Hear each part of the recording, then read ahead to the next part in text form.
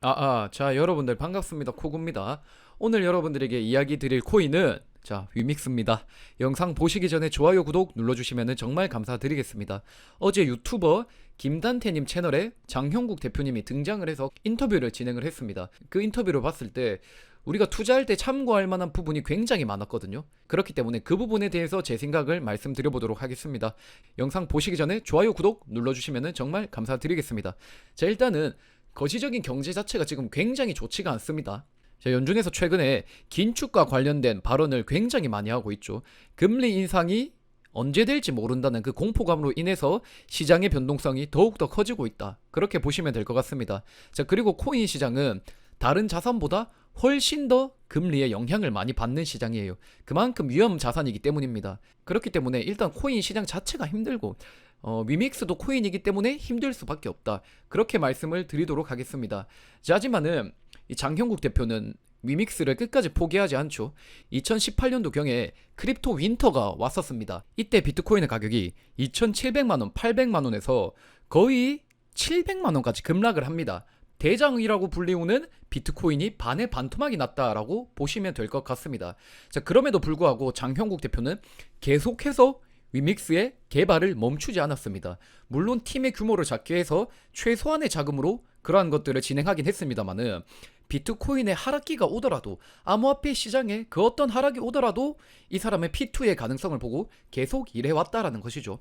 자, 그리고 실제로 장형국 대표는 지난 인터뷰에서 이렇게 말을 합니다. 자, 머니투데이의 서정근 기자님이 쓰신 기사고요. 장형국 10년 내다본 P2E 가상화폐 하락기와도 흔들리지 않아. 자, 내용을 보면은 이렇게 말을 하고 있습니다. 시장에는 부침이 있기 마련이고 이 비즈니스 또한 그럴 거라는 걸 알고 있습니다. 다만 방향성은 변하지 않을 거예요. 만약 가상화폐 시장이 또 하락세로 접어들고 상당 기간 횡보한다 해도 상관없습니다. 그 기간 중에 또 많은 경쟁자들이 손을 털고 나갈 테고 우리는 계속 묵묵히 일을 해나갈 겁니다. 흔히 하는 표현대로 존버를 통해 성공했고 그 성공을 이어나갈 겁니다 라고 말을 했습니다. 자, 이 말이 뭐겠습니까? 지금 당장에 가상자산 시장에 그 어떤 변동성이 나타나도 위믹스는 사업을 접지 않는다라는 것이에요. 자, 그렇기 때문에 이 사업이 접혀지지 않고 이 방향성만 유지하면은 저는 플랫폼으로서 충분히 승산이 있다라고 생각을 합니다. 자, 그리고 P2E 메타버스라는 테마는 올해도 더 각광받을 테마지 않습니까? 실제로 많은 대기업들이 메타버스 사업에 뛰어들고 있죠. 자, 작년 10월경 페이스북이 회사명을 메타로 변경을 했습니다. 자, 그리고 메타버스 사업에 본격적으로 뛰어들 것을 천명을 했죠. 자, 그리고 어제 이런 기사가 하나 나왔습니다. 마이크로소프트가 메타버스로 돌진하기 위해 블리자드를 82조 원에 인수했다라고 합니다. 블리자드가 가지고 있는 빵빵한 IP를 사기 위해서 82조라는 거금을 치른 것이죠. 저는 그렇기 때문에 일단은 글로벌적으로 이 메타버스라는 이 테마가 전혀 죽지 않고 오히려 활활 타오르지 않나 그렇게 생각을 하고 있고, 이 메타버스와 P2E는 뗄래야 뗄 수 없는 관계이기 때문에 대표적인 P2E 플랫폼인 위믹스도 올해 그리고 내년에 폭발적인 성장을 하지 않을까 이렇게 생각을 하고 있습니다. 자, 그렇기 때문에 이 위믹스의 방향성이 흔들리지 않는 한 우리는 투자자로서 충분히 기다려 볼 수 있다라는 것이죠. 지금 그 어떤 자산을 구매한다 하더라도 수익을 보기 힘든 상황입니다. 심지어 비트코인도 그렇고 주식도 다 똑같잖아요. 그렇기 때문에 저는 만약 어딘가에 투자를 꼭 해야 한다라면은 시장 자체가 커지고 있고 흐름 자체가 그쪽으로 흐르고 있는 곳에 투자를 할 것 같습니다. 그리고 저는 그게 바로 P2E, 메타버스 뭐 이런 것들이라고 보고 있는 것이고, 위메이드도 그런 것들에 있어서 분명한 선두기업이라고 보고 있는 것이지요. 뭐 이게 지금 당장 입증이 되진 않을 겁니다. 근데 시간이 지나면은 다 증명이 되리라 봐요, 저는. 자, 그렇다면 이제 본론으로 들어가서 장형국 대표가 했던 인터뷰, 그 인터뷰 내용 중에 제가 좀 기억에 남았던 것을 몇 개 여러분들에게 소개해 드리도록 하겠습니다. 자, 장형국 대표가 뭐 엄청나게 많은 말을 했어요. 그렇기 때문에 제가 무언가 그 내용을 다 다루기보다는 여러분들이 김단태님 채널에 들어가셔가지고 직접 인터뷰를 보는 게 더 낫기는 할 겁니다. 자, 일단은 장형국 대표가 굉장히 많은 말을 했고, 제가 가장 인상 깊게 봤던 말은 MOU와 관련된 이야기입니다. 자, 많은 사람들이 이 MOU를 두고 이렇게 평가를 내렸죠. MOU 한들 뭐하냐?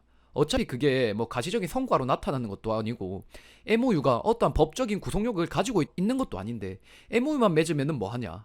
그거 해봤자 위믹스 오르지도 않잖아. 뭐 이렇게 많이들 말씀하셨죠. 근데 장형국 대표가 이 MOU에 대해서 시원하게 말을 했습니다. 자, MOU 체결한 회사들은 특별한 일이 없다라면은 쭉 갈 거다. 즉 이 말은 뭐겠습니까? 위메드와 MOU를 체결한 회사들은 특별한 일이 없다라면은 그들의 게임이 위믹스에 전부 온보딩 된다라고 보시면 될 것 같습니다. 그렇기 때문에 저는 이 대목을 보면서 이런 생각이 들었어요. 아, 정말로 MOU 랠리가 현재 나타나고 있듯이 시간이 조금 경과하고 나서 게임의 블록체인을 접목시키는 속도가 점점 더 탄력을 받게 된다라면은 MOU 랠리가 나타났듯이 위믹스 온보딩 랠리가 나타날 수 있겠구나. 와, 정말 그때가 멀지 않았구나 이런 생각이 들었습니다. 자, 그리고 그때가 멀지 않았다라고 제가 말씀드리는 이유가 장형국 대표가 게임 개발 기간을 두고 이런 말을 했었죠. 최초의 게임에 블록체인을 붙이는데 8달 걸렸고, 미래에 붙이는데 3달에서 4달 정도 걸렸고, 그 다음에 게임에 붙이는데 뭐 한두 달 정도 걸렸다, 뭐 이런 말을 했거든요. 그렇기 때문에 MOU 랠리가 나타나듯이 온보딩 랠리도 충분히 나타날 수 있다. 여러분들이 이렇게 생각을 하시면 될 것 같습니다. 자, 그리고 그 다음에 인상 깊었던 거는 장형국 대표가 이런 말을 했습니다. 게임의 성공을 알 수 없기에 100개라는 게임을 런칭하는 것이다. 많은 사람들이 이렇게 말을 했거든요. 아니, 게임 100개가 뭐냐. 게임 100개에 주목할 바에 한두 개의 성공작들을 만들어내라. 이런 말들을 했거든요.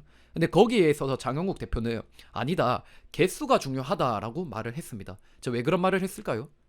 한두 개의 게임을 냈을 때 그 게임이 성공한다라는 보장이 없기 때문입니다. 즉 하나라도 더 많은 성공작들을 만들어내려면은 게임성 좋은 애들을 어떻게든 많이 뿌려야 된다라는 거예요, 초기에. 그리고 그 게임이 성공할지 실패할지 그 누구도 예측하지 못합니다. 왜냐면은 그러한 평가는 결국에 시장의 유저들이 내리는 것이니까요. 그렇기 때문에 장형국 대표가 저는 100개라는 게임을 온보딩 시킨다는 그 목표가 얼마나 효용성이 있는가를 따지고 봤을 때 한두 개의 게임에 집중하는 것보다는 이 편이 확률이 더 높겠구나 이런 생각이 들었고, 장형국 대표의 말에 조금 설득이 되었습니다. 자, 그리고 장형국 대표가 또 이런 말을 했습니다. 3월에 GDC에 참가를 해서 웨스턴 쪽의 게임 개발사들과 접촉을 할 거고 중국과도 현재 접촉을 많이 하고 있다 이런 말을 했습니다. 자, GDC가 뭐냐면은 게임 디벨로퍼 컨퍼런스입니다. 한마디로 게임 개발자들이 모여서 어떠한 의견을 주고받는 그러한 만남의 장이라고 보시면 될 것 같아요. 거기에 위메이드가 참석을 해서 위믹스를 서구권 애들에게 알린다라는 것이죠. 자, 그리고 중국과도 관련된 이야기가 굉장히 많이 나오고 있죠. 자, 이데일리의 이대호 기자님이 쓰신 기사입니다. 장형국 대표가 이런 말을 했습니다. 기사에서 중국에서 미르가 유명하다 보니 현지에서 호기심을 보이고 있다. 해외에서 잘하는 중국 회사들과 얘기를 하고 있다. 즉 위믹스는 국내 게임 플랫폼이 아니라 글로벌 게임 플랫폼이 되기 위한 그러한 일들을 차곡차곡 해나가고 있다라는 겁니다. 그리고 이러한 사업들이 지금 당장 가시적인 성과로 나오고 있지 않기 때문에 시세에 반영이 되고 있지 못하지만은 저는 가시적인 성과가 나오고 뭐 좋은 소식이 겹쳐서 나오게 될 때가 분명히 오리라 봅니다. 물론 매수 매도는 여러분들이 선택을 하시는 거지만은 저는 그래도 좀 더 기다려볼 만한 여지가 충분히 있지 않나 이렇게 생각을 합니다. 자, 그리고 장형국 대표가 지난 뉴스원 TV의 인터뷰에서 이런 말을 했습니다. 자, 경쟁자들에 대해서 어떻게 생각하느냐, 경쟁자가 있느냐, 뭐 이런 질문을 던졌죠, 기자가. 그때 장 대표가 뭐라고 말을 했습니까? 없는데요? 이랬습니다. 그리고 뒤에 말을 이렇게 이어붙였죠. 지금 그분들이 한다라고 하는데 무언가 해야지 경쟁자로 인식을 할 텐데 무언가 안 하니까는 아직 경쟁자로 느껴지지 않는다, 뭐 그런 뉘앙스의 발언을 했습니다. 저도 이 부분에 있어서 굉장히 공감을 합니다. 지금 위믹스는 위믹스를 중심으로 굉장히 많은 게임 개발사들이 모이고 있지 않습니까?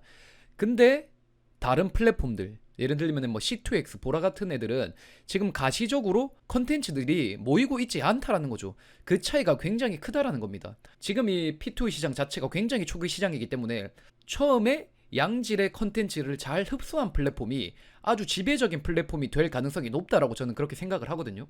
그렇기 때문에 그런 것들을 따지고 보면 단연코 위믹스의 경쟁자가 없지 않나, MOU적인 측면을 따져봤을 때 그렇게 생각을 합니다. 자, 그리고 이 부분은 현금화 전략과도 맞닿아 있는 이야기입니다.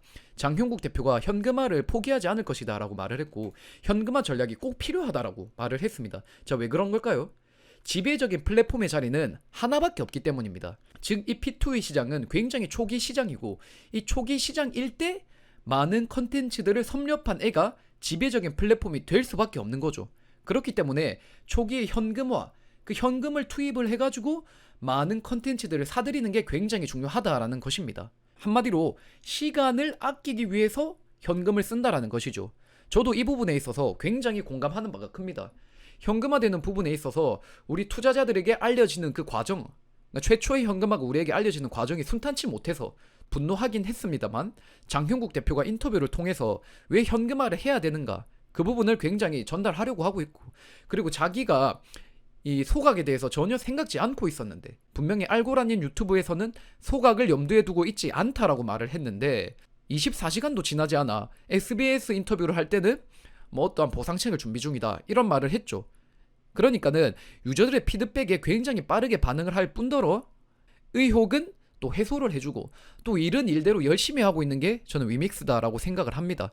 즉 6개월짜리 스테이킹, 1년짜리 스테이킹, 그리고 앞으로 나오게 될 소각, 그리고 뭐 클레바 이런 것들을 활용하면서 우리가 위믹스 플랫폼을 조금 여유롭게 바라보는 게 우리들의 정신건강에 더 좋지 않나. 그리고 투자적인 측면으로 따져봤을 때 지금 플랫폼 자체가 완성된 단계가 아니기 때문에 그때까지 좀 기다려보는 게 낫지 않나. 뭐 저는 이렇게 생각을 합니다. 물론 선택은 여러분들의 몫이고요. 자, 여러분들 지금까지 코인 구조대였습니다. 오늘 클레바 오픈이 몇 시입니까? 자, 7시입니다. 한국 시간으로 7시, 저녁 7시에 열리게 될 예정입니다. 그렇기 때문에 클레바에 참여하고 싶은 분들은 본인의 위믹스를 클립으로 옮기셔가지고 이 클레바에 연동시켜서 디파이 쪽으로 활용을 하시면 됩니다. 이 부분에 대해서 제가 녹방을 촬영할 수 있도록 할 테니 많은 분들이 시청해주시면 감사드릴 것 같네요. 자, 여러분들 항상 성투하시고 화이팅 하시길 바라겠습니다.